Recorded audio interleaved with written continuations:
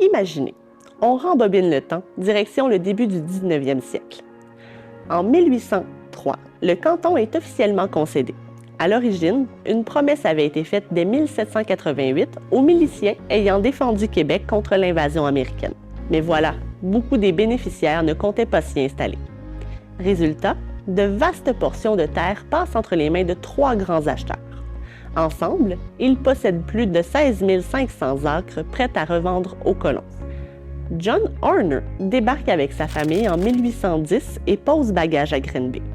C'est le premier chapitre d'une longue histoire.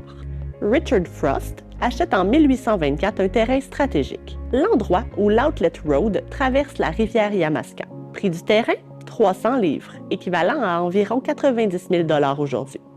Une belle affaire pour l'époque. On divise le terrain en 25 lots et peu à peu, une rue va émerger, la rue principale, toujours au cœur de notre ville aujourd'hui. Dans les années 1830, le village devient un arrêt incontournable pour les voyageurs reliés par l'Outlet Road, sur la route de Montréal à Sherbrooke. Peu à peu, les familles s'installent, flairant le développement économique qui se prépare.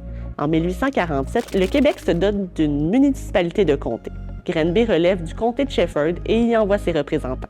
Mais rapidement, les citoyens veulent plus, s'administrer eux-mêmes.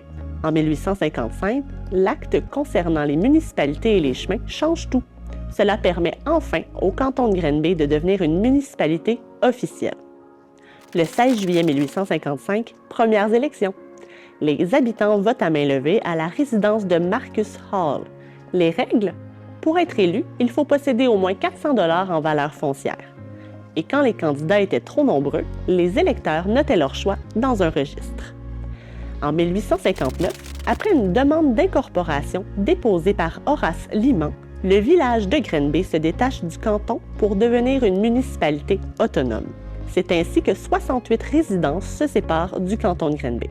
Le 17 janvier, les habitants se rassemblent à l'école pour élire leur premier conseil de 7 membres. Pas de salaire, mais beaucoup de responsabilités. En plus de faire les règles, ils doivent aussi les appliquer. La ville de Granby n'a pas toujours eu la taille qu'on lui connaît aujourd'hui. Et oui, son territoire s'est agrandi petit à petit grâce à une série d'annexions et même une grande fusion. Revenons en 1859. À son incorporation, le village de Granby se délimite ainsi.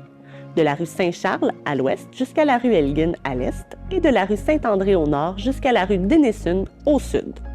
Plusieurs grandes annexions, entre autres en 1925, 54, 67 et 74, élargiront les limites de la ville jusqu'à atteindre les secteurs suivants. Le boulevard David-Bouchard au nord et à l'ouest, l'autoroute 10 au sud et le centre d'interprétation de la nature à l'est. Et enfin, moment marquant, 2007. Après débat, discussion et même un référendum, Granby et le canton de Granby deviennent officiellement une seule et même ville. Une nouvelle page d'histoire s'écrit, scellant l'union du territoire tel qu'on le connaît aujourd'hui.